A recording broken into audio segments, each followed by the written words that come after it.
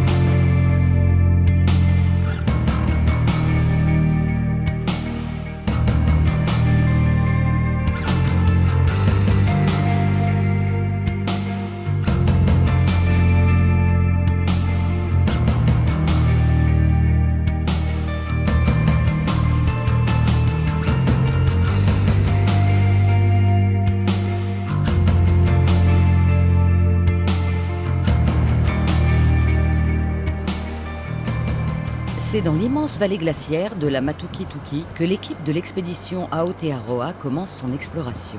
Sous l'effet des glaciers imposants et des pluies diluviennes, de nombreuses cascades entaillent le flanc des montagnes.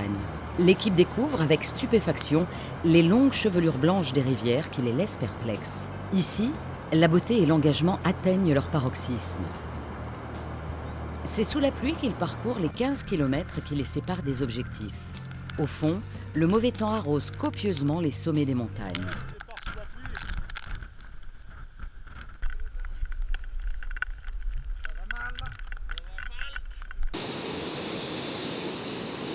Le camp installé et déjà le réchaud tourne à plein régime.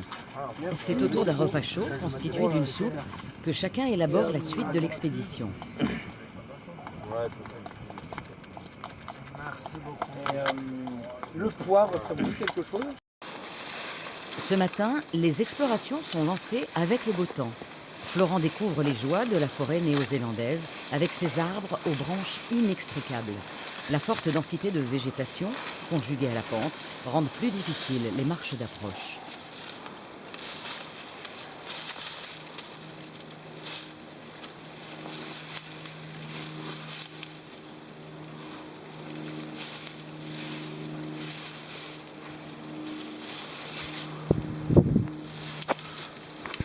Voilà, ça c'est le bush. La perforatrice, protégée par un sac, Anthony pose des ancrages pour descendre la cascade. Une fois le relais posé, la corde est lancée dans le vide.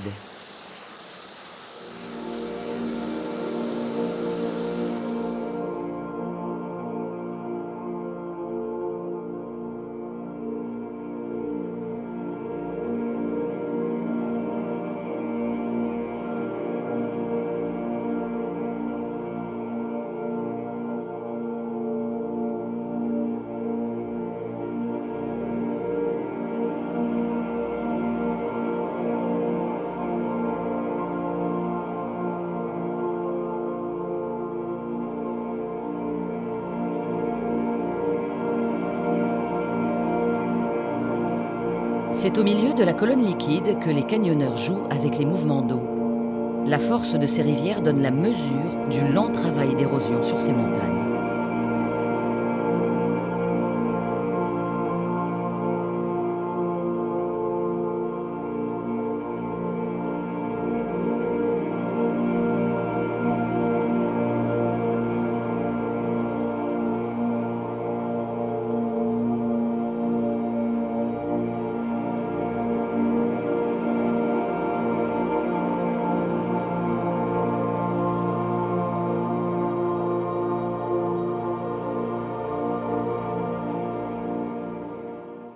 Et voici en pleine vue devant nous le bassin versant de Gloumiton, Gloumiton-Gorge.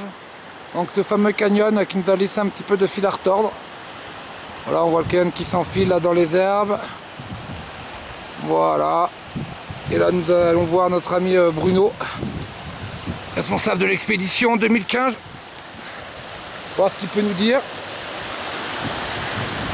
Oui Bruno, une petite remarque par rapport à notre situation aujourd'hui et le moment clé du séjour. Ben là c'est notre, on va dire notre dernière journée dans la vallée de la Matukituki. On va rentrer dans l'extrême amont de Gloumiton et on va donc réaliser l'équipement intégral de Gloumiton. Voilà, ça nous a demandé 3 journées à toute l'équipe. Et on sait qu'à partir de demain, le mauvais temps s'installe et voir la neige. Donc on va aller, je pense, explorer une autre vallée plus loin. Mais pour l'instant, là, donc on va se recentrer sur ce canyon parce qu'il y a du gros débit. On estime environ à 300 litres seconde. Avec des cascades et des encaissements assez importants. On est content d'être là quand même. Ok, merci.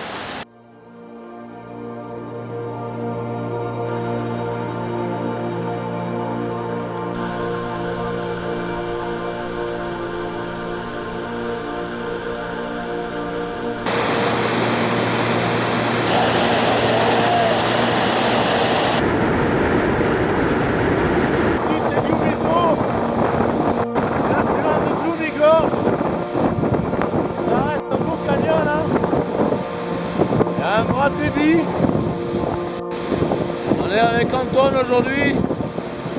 On est en train de libérer la partie basse du canyon.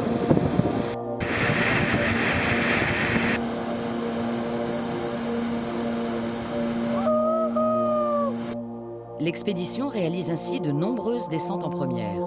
Elle franchit des cascades qui procurent de fortes sensations.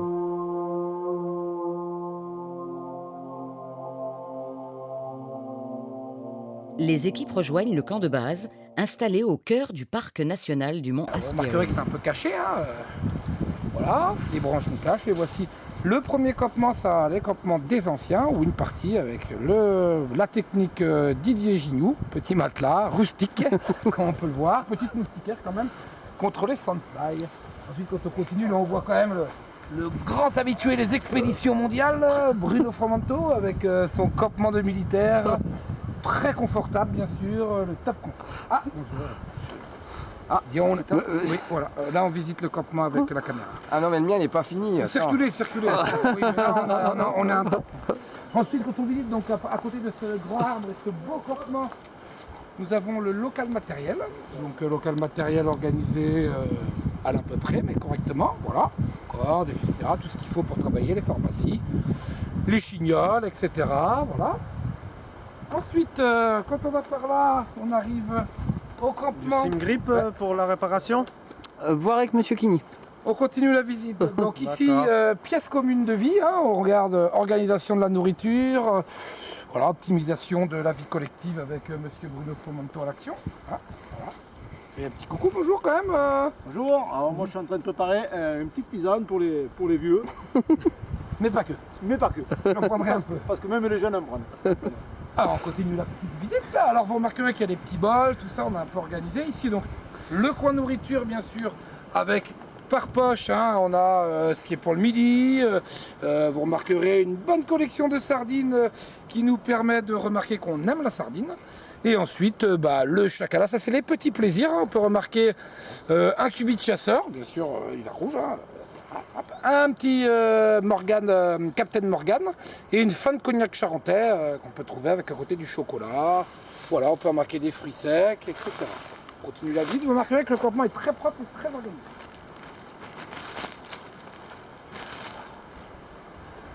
Voilà. Chacun a son bol, on peut remarquer la technique du trou qui permet de boire le long de la marge d'approche sans emmener bouteille d'eau. Tout est optimisé. Et nous revoyons donc c'est Notophagus qui nous accompagne dans ce petit périple. Alors, on va basculer un peu vers avant. Donc là, c'est un peu le chantier parce que Monsieur Gueux est en pleine réparation de matériel ou installation. Hein, Marquage. Il passe son temps à marquer son matos. Monsieur Gueux, toujours très light, mais du matériel de qualité. Un petit hamac moustiquaire qui l'amène partout, impeccable. Voilà. Ensuite, petit coin réparation ici, nous baladons, tac. Alors ici, c'est ici que nous avions caché le matériel pendant notre première visite ici. On est reparti pour refaire le plat. Voilà. Le plus difficilement, monsieur Simon Bédois. Donc on remarque légèreté, technique au sol pour éviter les sandfly et le matelas. Quand même, le matelas, avec la survie technique de la survie, me permet de faire le matelas Exped. Voilà, confort, sécurité, optimisation et chaleur. Voilà. Ça, c'est le petit coin à monsieur Bédoir Simon. Ensuite, on continue la visite. C'est parti. C'est pas trop long? Ça va se faire, t'inquiète. Ah, ensuite, nous avons sur la droite ici la Lozère qui s'est installée, donc technique assez rustique, avec hamac. On regarde que bien plus léger que la technique des anciens, ils sont tous bardards. Pince à linge, moustiquaire ou les sandfly passent à travers. On remarquera, regardez, si vous visez ici, il nous dit que les sandfly rentrent, mais en même temps, quand on observe sa moustiquaire à l'endroit du bout de bois, on voit que hop là, ça traverse. C'est normal. Voilà. Une pellicase, donc pour les. Parce que c'est un grand photographe, notre ami Gilles Dufort. Et ensuite, nous pouvons visiter le petit terrain Serge. Ah, il faut passer de l'autre côté. Ah, il faut passer de l'autre côté. Donc C'est fermé côté vent. ah voilà, optimisation, bien sûr, il travaille dans l'aérologie, c'est normal. Ah, savons trouver, parce que des fois on perd des trucs quand même. Allez hop, on y va pour passer du repos. Petit sentier d'accès avec très peu de découpe, hein. On regarde un paysagiste donc très discret. Allez, on y va. Voilà, on peut remarquer le confort, hein, comme tous nos anciens. Ouais, vieux, voilà. La petit coupe-vent, le hamac 4 points. messieurs. Voilà, confort, sécurité et chaleur. Voilà, ensuite on peut faire demi-tour, on a une petite boucle ici par le petit sentier. Et là on rentre dans le joli tunnel paysagiste. Vous remarquerez que très peu de découpes ont été réalisées pour ne pas froisser nos amis néo-zélandais. Petite, regardez, hein, c'est un peu caché. Et là on arrive dans le coin des Névrosés. Donc Florent Merlet ainsi que Thomas Bracchini. Voilà. La petite tarpe pour en appeler la pluie, en espérant qu'elle ne vienne pas. Voilà, technique Florent Merlet, donc hamac, on remarque moustiquaire, donc qui permet d'être rabattu sur la hamac lors de la nuit. Voilà, tout va bien, petite zone de réparation, petit fil à linge. Et ici sur la droite, donc pour finir, l'installation monsieur Thomas Bracchini, notre ami. Avec une moustiquaire, on remarquera d'une ampleur conséquente. De petite taille, hein, Mais qui permet, quand on va dedans, je peux vous montrer, hein, voilà. Un confort, hein, quand même. Hein, on a un espace de vie. Même après une attaque chirurgicale des sandfly, on peut vivre dans sa moustiquaire, à deux même s'il faut. Protégé par les saletés, ça c'est l'avantage. Voilà. Écoute, on est quasiment au sommet du pilon, point haut de la chaîne, pour essayer d'avoir un visuel sur la cascade Saddle. Pour l'instant on n'a rien vu, le sentier recoupe l'affluent 200 mètres en contrebas du sommet, altitude 1005. Les prospections sur le terrain reprennent et au détour d'un éperon rocheux, l'équipe repère une gorge d'où gronde une rivière. Dans ce majestueux canyon, The Carey Creek, le débit important impose la vigilance. Son exploration sera réalisée par l'ensemble de l'équipe, clôturant ce voyage en terre maori. Les membres de l'association Regard sur l'aventure se projettent déjà sur d'autres destinations où l'aventure humaine, le partage et la solidarité prennent leur sens.